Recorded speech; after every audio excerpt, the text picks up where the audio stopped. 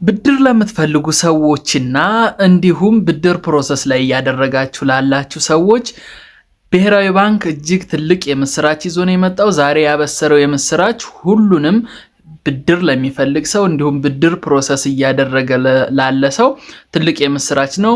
ባንኮችም የሚደረድሩትን ሰበብ ካፕ የብሔራዊ ባንክ ካፕ ይዞኝ ነው እንጂ ማበደር እችላለሁ የሚሉ ባንኮች ዛሬ ላይ እውነታውን ማየት እንችላለን ማለት ነው። የብድር ገደብ ዛሬ በይፋ ብሔራዊ ባንክ አንስቶታል ማለት ነው። የትልቅ ዜና ነው። ሰላም ውድ የዩቲዩብ ቤተሰቦች፣ ዛሬም በአዲስ ቪዲዮ መጥቻለሁ። የዛሬው ቪዲዮ እጅግ ትልቅ የምስራች ነው። በተለይ ብድር ለምትፈልጉ ሰዎች ባንኮች የማበደር አቅማቸው ወይም ተጥሎባቸው የነበረው የብድር ገደብ መነሳቱን ዛሬ ብሔራዊ ባንክ ገልጿል። ብዙ ሀሳቦች ተነስተዋል። እዚህ ጋር እንደምታዩት ናሽናል ባንክ ወይም ብሔራዊ ባንክ የብድር ሊሚት ካሁን በፊት ባንኮች ከሚያበድሩት በየአመቱ 24% ብቻ ከፍ ማለት ይችላሉ። ከዛ ውጪ ማበደር ሊሚታቸውን ክሎዝ አድርጉ ወይም ዘግቶ ነበር ማለት ይቻላል። ለተበዳሪዎች እጅግ የምስራች ነው። ነገሩ እንግዲህ እውነት ሆኖ ኢምፕሊመንት ይደረጋል። ከዛሬ ጀምሮ ነው እንግዲህ ማንኛውም ባንክ ያለ ገደብ ማበደር ይችላል ማለት ነው። ይሄ በጣም ትልቅ ዜና ነው። ባንኮችም ይዞናል ካፕ ይዞናል የብሔራዊ ባንክ ካፕ ይዞናል ብለው ሰበብ መደርደር ከዚህ በኋላ አይችሉም ማለት ነው። ያላቸውን አቅም ሊኩዊዲቲያቸውን እያመጣጠኑ ባላቸው አቅም ብድር መልቀቅ ይችላሉ። ብሔራዊ ባንክ ያስቀመጠውን ገደብ አንስተዋል ማለት ነው። ዛሬ በጣም ትልቅ ዜና ነው።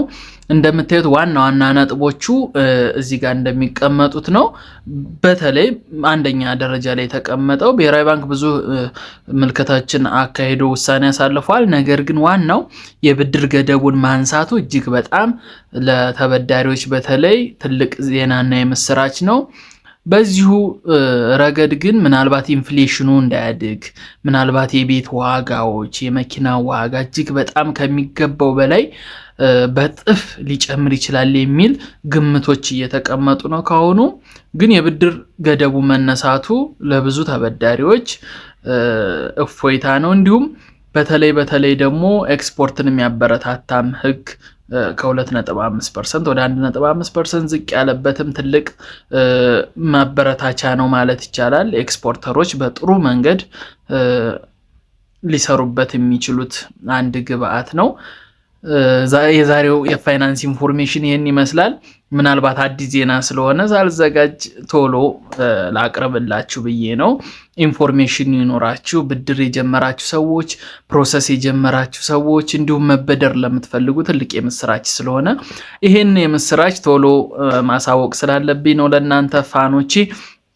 ሰብስክራይብ በፍጹም እንዳይረሳ፣ ቪዲዮን ላይክ አድርጉ። በቀጣይ በአዲስ የፋይናንስ እና የቢዝነስ ኢንፎርሜሽን እመለሳለሁ። እስከ ቀጣይ ቪዲዮ ቴንኪዩ።